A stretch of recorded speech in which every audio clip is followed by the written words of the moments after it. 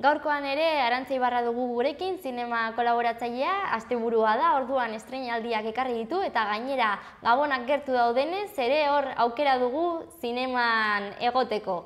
Arratsaldeon, Arantza. Arratsaldeon. Zer moduz? Ba ondo, ja neukan gogoa zuekin egoteko. Gu baita. Eta estreinaldia potoloak daukagu bai, orduan, ez? Prest zaudeten bai, zinera joateko, ez? Bueno, kontatuko diguzu. Bai, jende asko dago zain, batez ere, gaurko eguna heltzeko Star Wars estreinatzen delako. Jende asko badakizu Star Wars, La Guerra de las Galaxiasekin, zoratuta daudela. Batzuk aspertuta, beste batzuk zoratuta. Baina oraingoan dator Star Wars, episodio 8, Los últimos Jedi, joder, izenburu luzea, ez? Esan da bezala. Ez dakit, zu badakizun, lehena 77. urtean, 1977an, estrenatu zen La Guerra de las Galaxias, da gero egon zen hiru, ez? El Imperio Contraataca, osea, hiru egon ziren, hiru trilogia bazan. Baina beranduago, atera zuen George Lucasek beste hiru filme, eta orduan horrek hirurak bihurtu ziren episodio 4, 5 eta 6an, ze joan ginen atzera. Gaiztoa, Darth Vader, txikitan zelan egin zen gaiztoa ikusteko, ez? Orduan egin zuten beste trilogia bat, ez?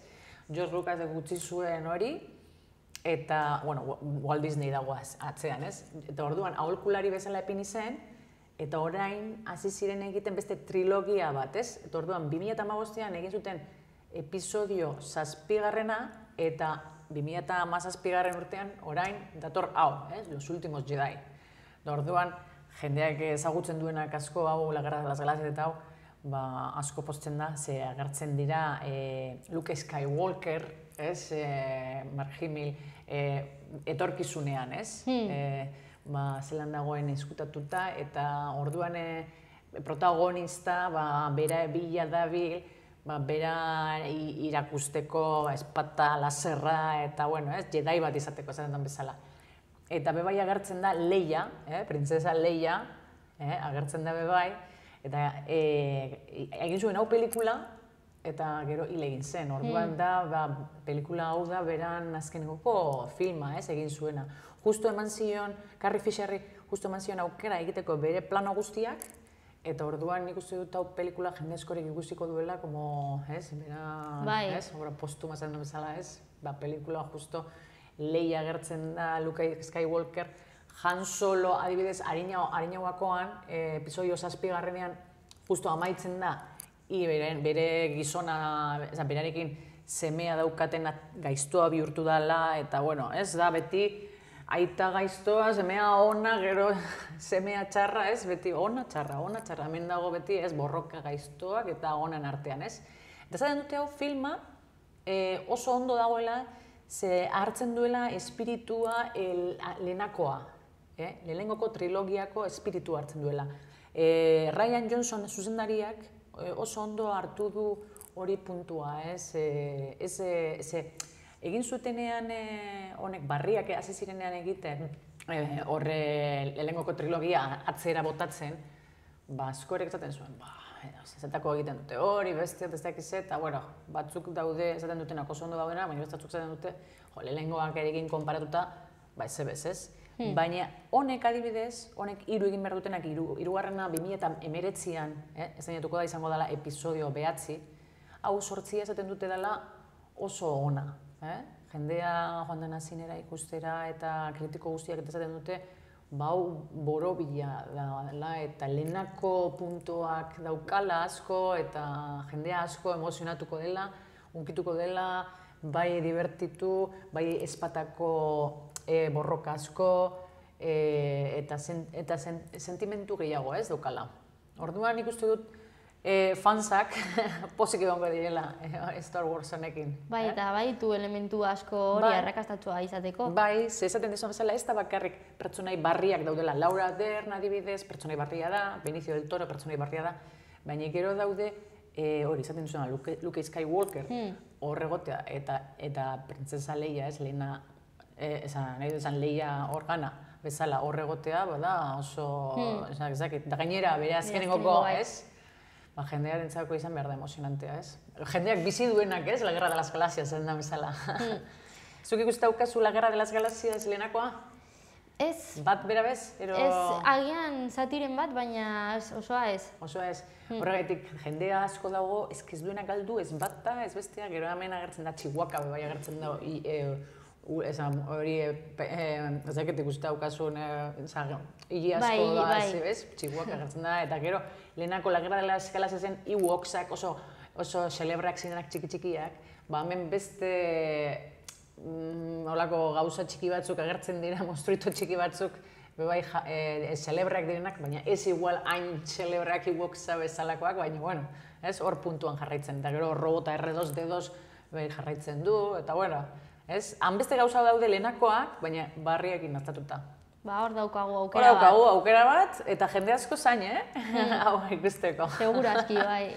Eta gero hemendik pasatzen gara, baina beste gauza ezberdin batera. Eta Alanis daukagu, pelikula Alanis, zinemaldian, Donostiko zinemaldian, irabazi zuen Zilarrezko Maskorra bai zuzendariak eta bai aktoreak.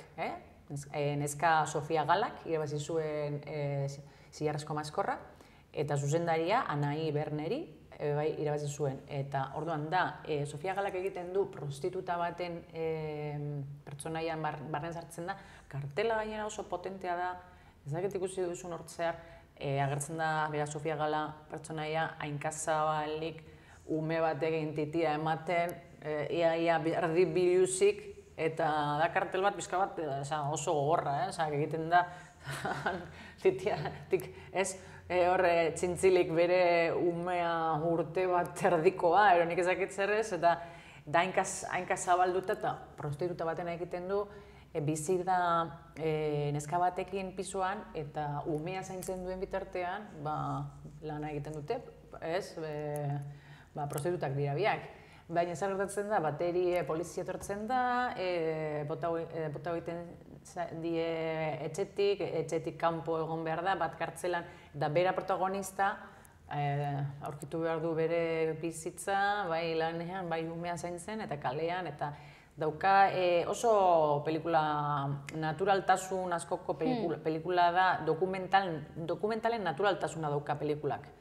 Irudi nahi dut esan, aktore guztiak ez dira profesionalak, baina oso errealitate askokoa da.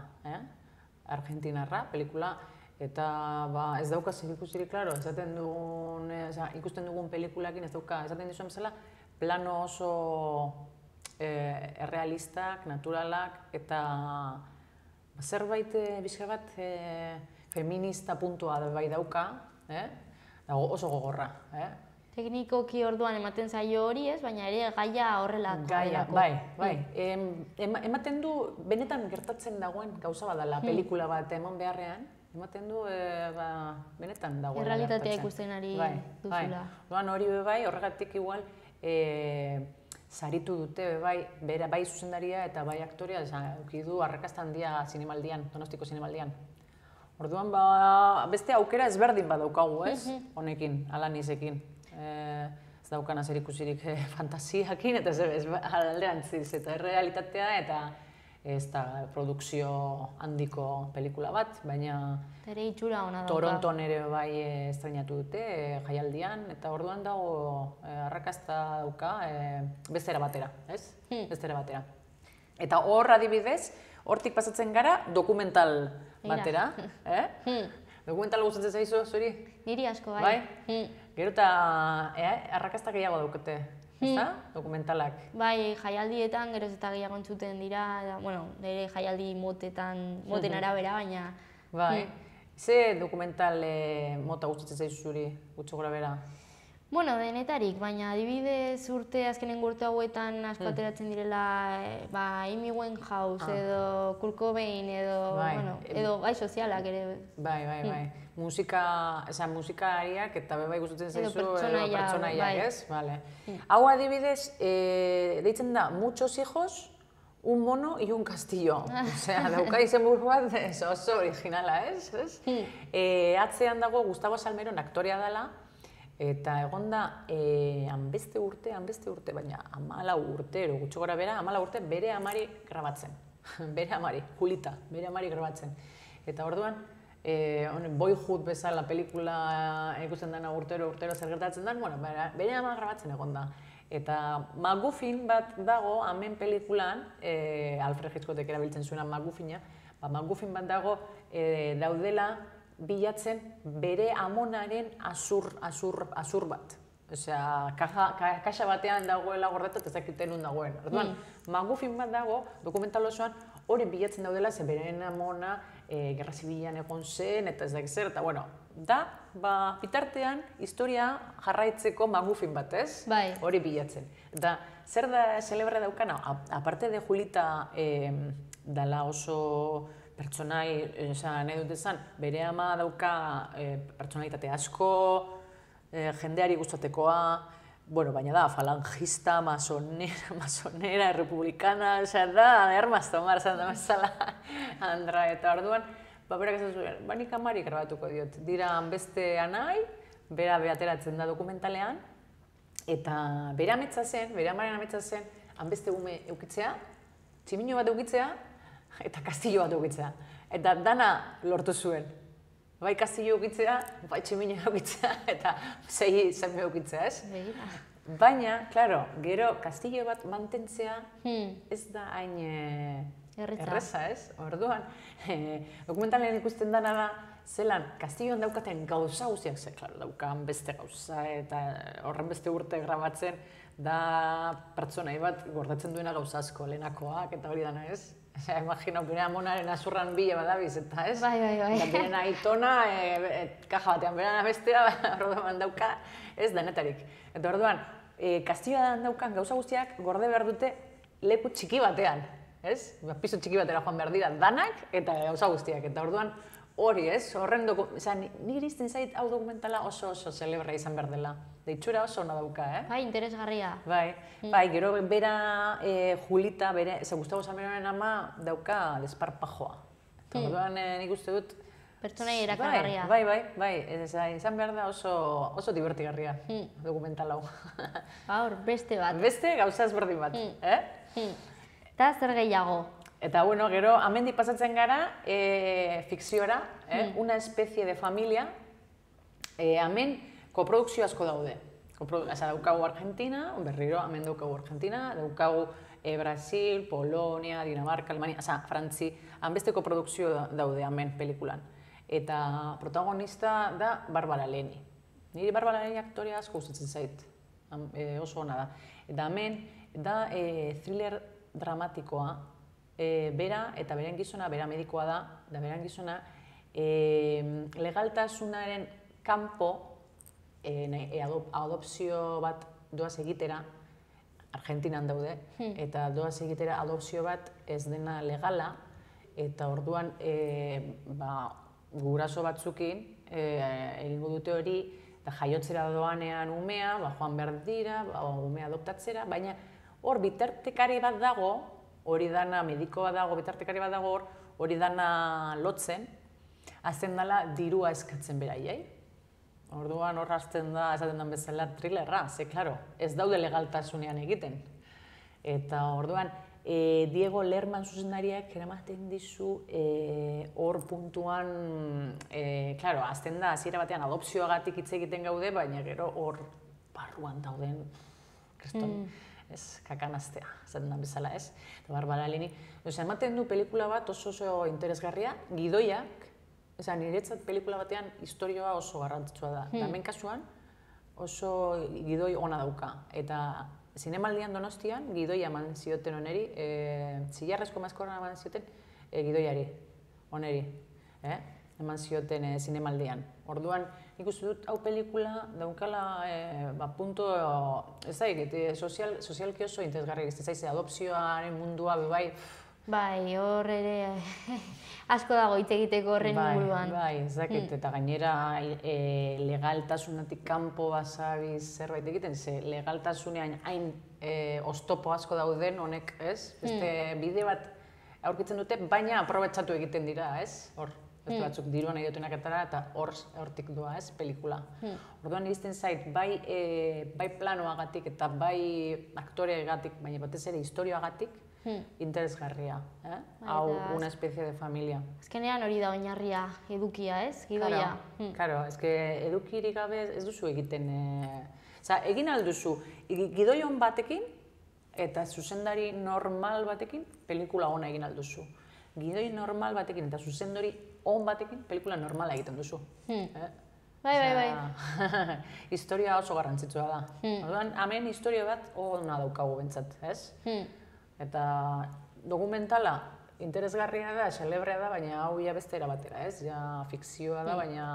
Beste gauza bat da. Bai, ez daukaz asko serioagoa eta, bueno, danetarik ikusi behar da pixka bat, ez?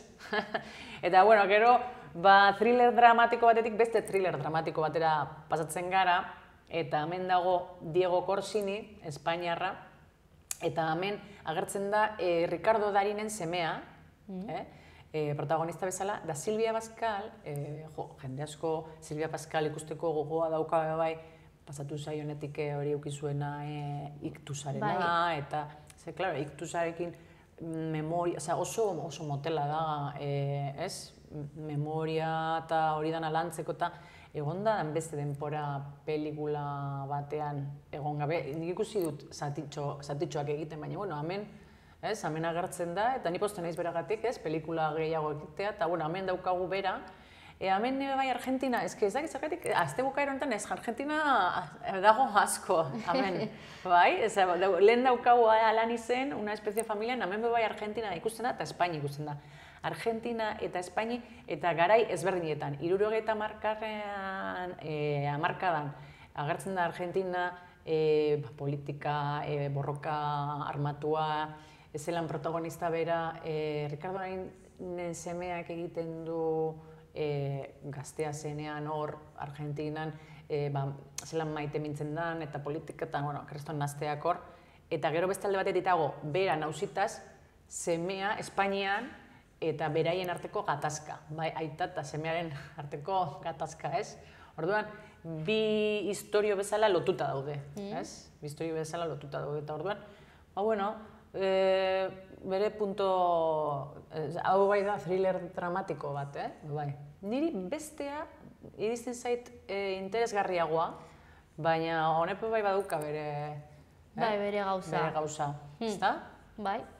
Bai, bere gauza. Eta, bueno, amaitzeko, estrainaldea amaitzeko, ezke dramatikoak eta, bueno, eta fantasiatik pasatzen gara animazio batera, Gabonak datoz, eta se armó el Belén. Eta hemen, se armó el Belén. Eta esaten duzu, se armó el Belén. Esaten duzu, bai kostatu zaiela zerbait egitea, ez, Gabonagatik, zerbait, baina Gabonagatik, klaro, estatu batuetan, han kontu zibiltzen dute erlijioa ez esaten, adibidez, hemen Merry Christmas eta ez dut esaten ez Merry Christmas, ez Hanukkah, ez Happy Hanukkah, ez esaten dute Happy Holidays, ez? Eta listo.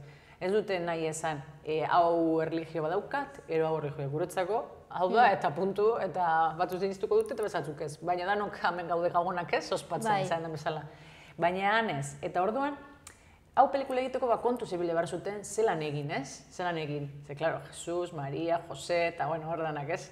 Eta orduan egin zuten animalien ikuspuntutik zelan Jesus jaiotzen den, ez? Baina animalien ikuspuntutik, ze Jesus jaiotzenean, Maria eta Jose egon ziren lekuan, zegoen astoa, ardia, eta usoa, eta hemen daude astoa, dela esango dugu bera protagonista ardiarekin eta usoarekin, eta beraien ikuspuntua da zelan, ez, jaiotzen den, eta gero hiru gameluak, bai, daude, erregeak etortzen direlako, eta beraien ikuspuntua, ez? Orduan, niri izte zait oso originala iristen zait. Era batera, eramatea, jendeak ikusteko, mundu guztiak ezagutzen duguna historioa, ez? Baina bestera batera, celebreagoa. Bai. Eta, bueno, ni banaiz animazio zalea, banaiz. Eta hau iristen zait oso originala dela, ezta? Zelan izan duten, ez ditugu egingo, ez Jesusen bizitza, ez Maria eta Jose, ez umeak divertitzeko, desaspertzeko, baina bitartean, hor dago historia, Bai. ez? Hor dago historia. Bai, buelta eman diote. Ez? Eta jende, interesgarria da, ze azkenean azten bagara ondo pentsatzen, ez da religioa, da historioa. Gero, historioa, Budaren historioa, Jesusen historioa, ez dakit, leku askotan daukagu historio ezberdinak, da danak ezagutu behar dugu. Gero ja bakoitzak erabakiko du zer sinistu, ero zer sinistu, ez? Bai, horrela da, bai. Orduan niretzat irizten zaitu oso interesgarria, jendeak beste ikuspuntutik ikustea, ez, hori. Bai, bai. Eta hemen adibidez Mariah Carey, The Star abestia urrezko globo de oro hori eman diote. Ez hautatuta dago, abestiagatik. Horrelako animazioetan eta badakizu beti abestia oso garrantzitsua izaten da. Osea, musika danetan da garrantzitsua, baina animazioan ematen du, ez? Bai. Jendeari gehiago gustatzen zaiola umeak eta asko ikusten dutelako, ez? Bai, kriston garrantzia dauka, bai. Orduan Gabonetako gauzak eta, badakizu, Gabonak azten direnean, pelikulak Gabonetakoak hasi beharko gara ikusten. Eta laster, telebistan, ziur repiriko dutela Que bello es vivir, Frank Capraren pelikula oso ona dela. Baina normalean Gabonetan beti, ez? Que bello es vivir ez da faltatzen. Nik ez dakit, zuri Gabonetako pelikuletatik igual zein badaukazun zerbait buruan horrela beti ikusten, bueno, beti epintzen duten, ero gustatzen zaizun, ero beti... Solo en casa? Solo en casa bai oso ondo dago, bai? Lehenengo COVID ikusi nuenen Solo en casa, Macaulay Culkinena, baina pila bat gustatu zitzaidan, Bai, eta asko egin zituzten. Baina lehenengoa da, bueno, bigarrena ondo dago, baina nintzako lehenengoa da, ez? Oso ona. Eta beti ere urtero jartzen den zerbait da. Bai, beti jartzen dute. Da, Que bello es vivir, ematen du, nire gustatzen zait Que bello es vivir, James Stewart, da pelikula bat, dukara moraleja oso ona, ez? Ze askotan sentitzen zara, hemen egon ero ez egon, bardin da, ez? Ni egon hemen ero ez egon, eta hor konprobatzen duzu, zu faltatuko bazinen zer gertatuko zen, ez? Eta horrek gizonak, James Stewartek egiten duen pertsonaia oso garrantzitsua da, ez? Ez egongo hori familia, lana galdu egingo zuen beste batek, ez dakiz pasatuko zen, eta horrela da. Gauza txikiak dira, baina ez gara konturatzen. Bai, eragina dauka, bai. Bai. Eta azkenean ere Gabonak dira epe bat horretan pentsatzeko, ez? Pentsatzeko pixka bat, ez? Eta ez daudenetan, eta... Claro. Gero jende askorik esaten du, Gabonak oso tristeak direro, eta entzako tristea beti dira pertsona faltatzen direnean, ez? Baina egia da, askorik Gabonetan azten dela pentsatzen gehiago, ez? Horrelako gauzetan, ez? Bai. Baina horrela bai pentsatu behar da. Zu espazinean egongo, beste erabatera izango ziren gauza asko. Naiz eta zuk pentsau ezetz. Baina gauza txikiak egiten dute, ezta? Bai. Imagina urtanta batek, zelako indar handia daukan, denpora guztian urtanta harri batean jausten denean, harri gogor bat zulatu egin alda. Bai. Ez? Eta tximeleta efektua eta hori da. Bai. Hori, Gabonetarako prest, pelikula Gabonetakoak eta ikusteko. Zu zein ikusiko duzu, edo guztiak? Hombre, nik muchos hijos, un mono y un castillo dokumentala hori nahi dut ikusi hori ziur, eta una especie de familia, bai, esan dizu adopzioa gadena, eta hori interesgarria egiten zait. Baina se armó el Belén, bai, ikusiko dut. Hori bai ikusiko dut, animazio zalea naiz, baina gainera gustatzen zait historioa, Jesusena, Maria eta gameluak eta erregeak eta ikustea bertzelan kontatzen duten, ez? Nahi dut ikusi bestera batera bertzelan kontatzen duten. Eta proposa gainera... Eta garai honetako proposa, hori da. Niri Gabonak asko gustatzen zait, Bai. Eta adornoak epintzea, bestiak, eta bai, asko gustatzen zait. Bai, polita da, bai. Bai. Da lurra egiten badu pixka bat, bai, pixkat, ez? Ikusteko dana zuri-zuria. Bai, ni etxetik ikusteko. Bai, etxetik ikusteko. Eta manta batekin, pelikulak ikusteko. Hori da. Ni zu bezala, ni hiru horiek gehienak. Bai, ezta? Bai. Bueno, agian besteak ere ongi ongo dira. Bai, a ber, Star Wars, bestea, bueno, danak egongo dira ondo, baina gehien igual interesatzen zaizkidanak horrek dira. Gero Gabonetan, Gabonetako pelikula bat asko gustatu zitzaidan niri da Serendipity.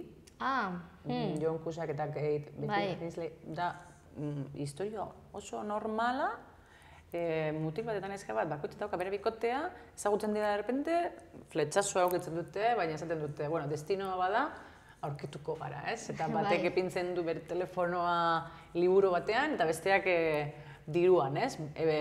Bilete batean.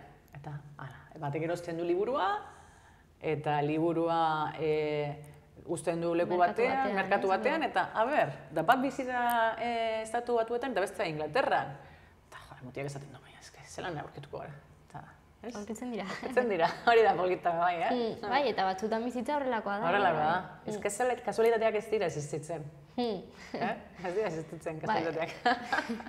Bueno, ez dakigu, zein den benetazko egia ez, baina bai, badaude askotan esaten duzu, ostra, hau, esaten duzu, ze kasualitatea, eta askorik esaten duzu, ez da kasualitatea, ez nik ez du pentsatzen, baina, bueno, hori ja bakoitzak ez, pentsatzea nahi duen bezala.